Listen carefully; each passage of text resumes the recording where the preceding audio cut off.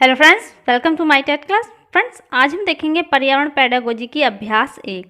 यहाँ पे हमने कुल 10 महत्वपूर्ण प्रश्नों को लिया है और इनमें से ज़्यादातर प्रश्न किसी न किसी एग्ज़ाम में आए हुए हैं और कुछ नए प्रश्न हैं जो आपके एग्ज़ाम में आने के पूरे चांसेस हैं। तो आइए स्टार्ट करते हैं अपनी वीडियो और देखते हैं इन सभी प्रश्नों को एक एक करके।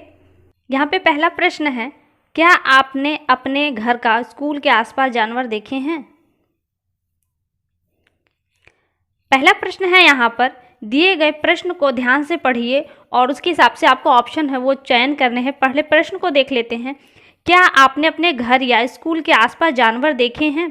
उनके छोटे बच्चे हैं। अपनी नोटबुक में उनके नाम लिखिए, यानी कि उन जानवरों को देखिए और उनके जो बच्चे हैं उन्हें देखिए और उनके नाम आप अपनी नोटबुक में कंप्लीट कीजिए, लिखिए। तो इस प्रकार के माध्यम से किस प्रकरण कौशल का आकलन किया जा रहा है, यानी कि कौन सा कौशल विकसित हो रहा है, आपको ये बताना है।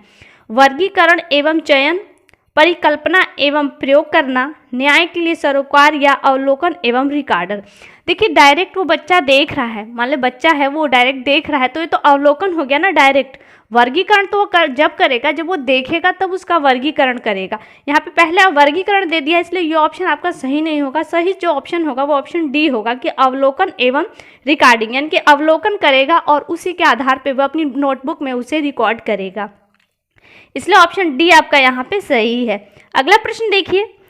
अगला प्रश्न है यहाँ पर, महेश कक्षा 4 के शिक्षक हैं। वृक्ष संरक्षण की अवधारणा पर शिक्षार्थियों को संवेदनशील बनाने के लिए योजना बनाते हैं, यानी कि बच्चे वृक्षों के प्रति संवेदनशील हो। और आगे दिया है कि निम्नलिखित में से कौन सी एक गतिविधि उस उद्देश्य के लिए सर्वाधिक उपयुक्त होगी। ये कौन सा पॉइंट है, आपको ये चयन करना है कि जो वृक्ष संरक्षण के प्रति उनकी अवधारणा विकसित हो। तो कौन सा ये ऑप्शन देखिए। पहला है वाद विवाद प्रतियोगिता का आयोजन करना। दूसरा है एक पौधे को अपनाना और उनका पोषण करने के लिए प्रत्येक विद्यार्थी को प्रेरित करना। सी ऑप्शन है पोस्टर प्रतियोगिता में हिस्सा लेने के लिए शिक्षार्थियों को प्रोत्साहित करना। और लास्ट का पॉइंट, समूह चर्चा के लिए शिक्षार्थियों को समूह बनाना। तो देखिए, बच्चा आपने अगर देखा होगा, अवलोकन के हिसाब से आप अपने माइंड से चलिएगा कि बच्चा कोई पेड़ लगाता है तो उसे बहुत ही ज़्यादा वो केयर करता है। जिस तरह से एक माँ अपने बच्चों को केयर करती है, सेम टू सेम उसी प्रोसेस से वो भी उस पौधे को केयर करता है।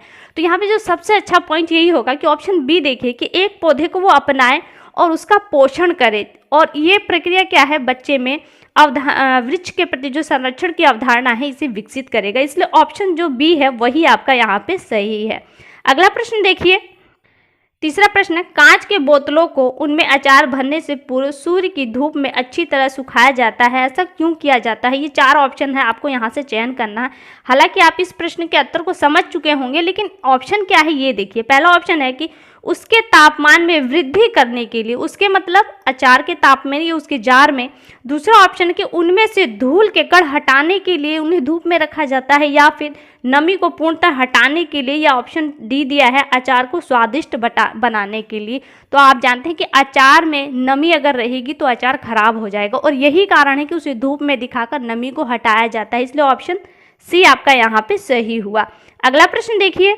अगला प्रश्न है कि प्राथमिक स्तर पर पर्यावरण अध्ययन के आकलन में निम्नलिखित में से कौन सा एक संकेतक उपयुक्त नहीं है। ये कौन सा सही नहीं है ये आपको चयन करना। कौन सा है पहले ये देख लिए। प्रश्न पूछना, ये तो भी अध्ययन के अंतर्गत आ जाता है।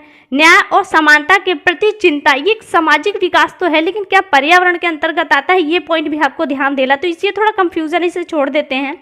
आगे है सहयोग, सहयोग भी होगा। स्मरण रखना, किसी पॉइंट को याद करना, ये भी पॉइंट सही होगा। तो पर्यावरण अध्ययन के लिए कौन सा पॉइंट यहाँ पे गलत है, उपयुक्त नहीं है, तो वो है कि न्याय और समानता के प्रति चिंता। ये किसके अंतर्गत, ये सामाजिक अध्ययन के अंतर्गत ये पॉइंट चला जाएगा, वहां से ये पॉइंट सही हो जाएगा। इसलिए प्रश्न के हिसाब से ऑप्शन बी आपका यहाँ पे सही है। अगला प्रश्न देखिए। अगला प्रश्न कि पर्यावरण अध्ययन की प्रकृति निम्नलिखित का समर्थन नहीं करती है। नहीं शब्द को थोड़ा छोड़ दीजिए और देखिए कौन किन पॉइंट का वो समर्थन करती है। पहला ऑप्शन है यहाँ पे बच्चों को करके सीखने का अवसर मिले। ये तो हर सब्जेक्ट चाहता है, सिर्फ पर्यावरण ही नहीं, इसलिए ये पॉइंट आपका सही है। बच्चे बहुत से प्रश्न पूछते हैं, ये उनकी फितरत है, ये भी पॉइंट आपका यहाँ पे सही है। बच्चों को खोज करने के लिए पर्याप्त स्थान मिले, ये भी पॉइंट आपका सही है। एक पॉइंट बचता है कि बच्चे कम गलतियां के, तो ये जो नहीं पॉइंट आप देख रहे हैं ना प्रश्न में, ये इसी डी पॉइंट को यहाँ पे दिखा रहा है। कौन सा? प्रश्न के हिसाब से ऑप्शन डी आपका सही हुआ। अगला प्रश्न देखिए।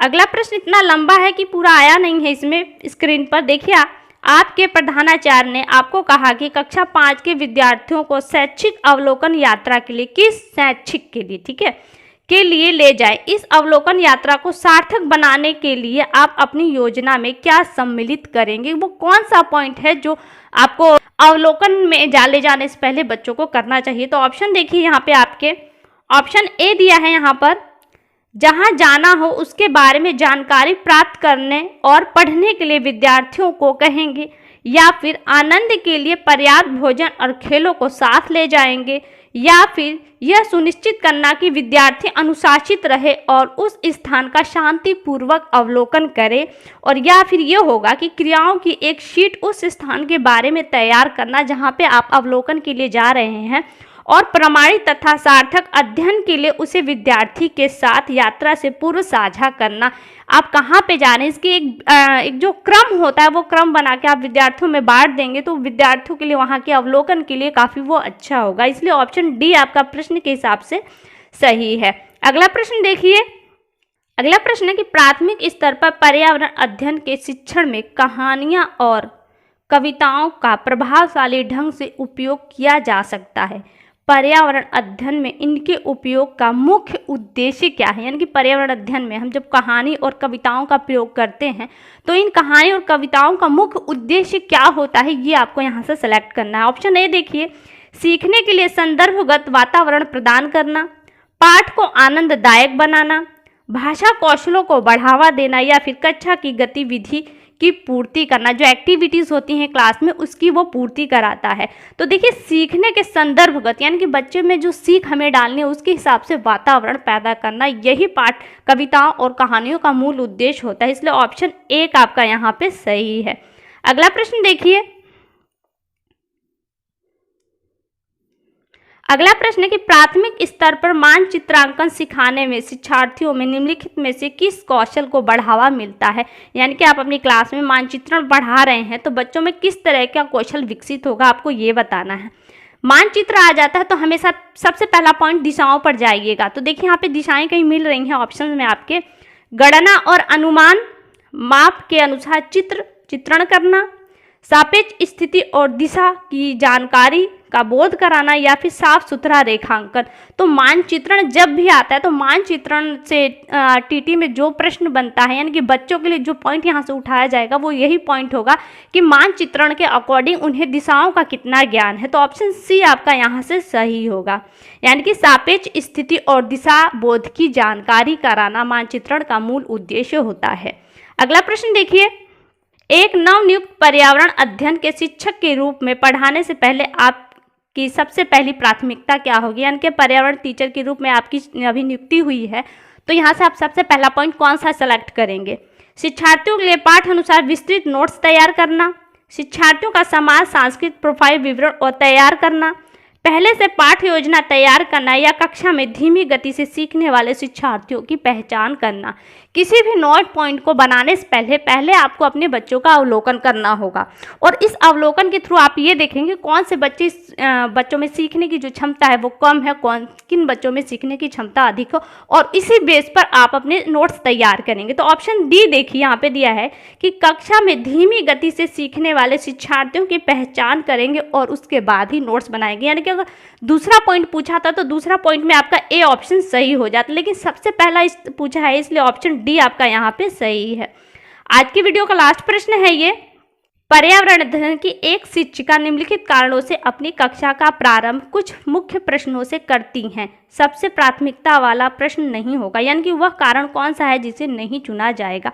यानी कि यहाँ पे जो प्रश्न दिए हैं उनमें ऐसे प्रश्न हैं जिनमें सबसे प्राथमिकता आप किस प्रश्न को देंगे ये है। तो पहला प्रश्न यहाँ पे दिया है कि प्रश्न शिक्षार्थियों में उत्सुकता जगाते हैं, इसलिए ये तो प्राथमिकता के अंतर्गत आ जाता है। दूसरा पॉइंट है कि प्रश्न प्रकरण के संदर्भ परक बनाने में मदद करता है, ये भी पॉइंट सही है, यानी कि इसे पॉइंट को भी आप प्राथमिकता देंगे। शिक्षार्थियों का चिंतन सीमित किया जा सकता है, कि ये पॉइंट सही है, थोड़ा गलत लग रहा है इसलिए रुक जाते हैं यहाँ पे। अगला पॉइंट देखते हैं, शिक्षार्थियों का चिंतन उद्दीप्त किया जाता है, यानी कि बच्चों में जो सोचने समझने की क्षमता है उसे जागृत की जाती है, इसलिए ये पॉइंट भी आपका सही है। जो सी पॉइंट देखिए वही गलत दिखा रहा है, कह रहा है कि शिक्षार्थियों का चिंतन जो सीमित किया जा सकता है। हम विद्यार्थियों के चिंतन को सीमित नहीं करते, वरना उसका जो सोचने समझने का दायरा होता है, चिंतन करने का दायरा है, वो असीमित यानी कि अनलिमिटेड वो सोचे, एक लिमिट में हम नहीं डालते, यानी कि सीमित नहीं करते, वरन क्या करते हैं हम उसे अनलिमिटेड बनाते हैं कि वो अपनी चिंतन करने की जो क्षमता है वो बहुत ज़्यादा विकसित करे। इसलिए प्रश्न के हिसाब से आपका ऑप्शन सी सही होगा कि हम यही हमारी जो कल्पना है ये इसमें नहीं रहेगा। ऑप्शन सी आपका यहाँ पे सही है। तो ये आपके आज के प्रश्न हुए। अगली वीडियो में आपसे फिर मुलाकात होगी, तब तक के लिए नमस्कार।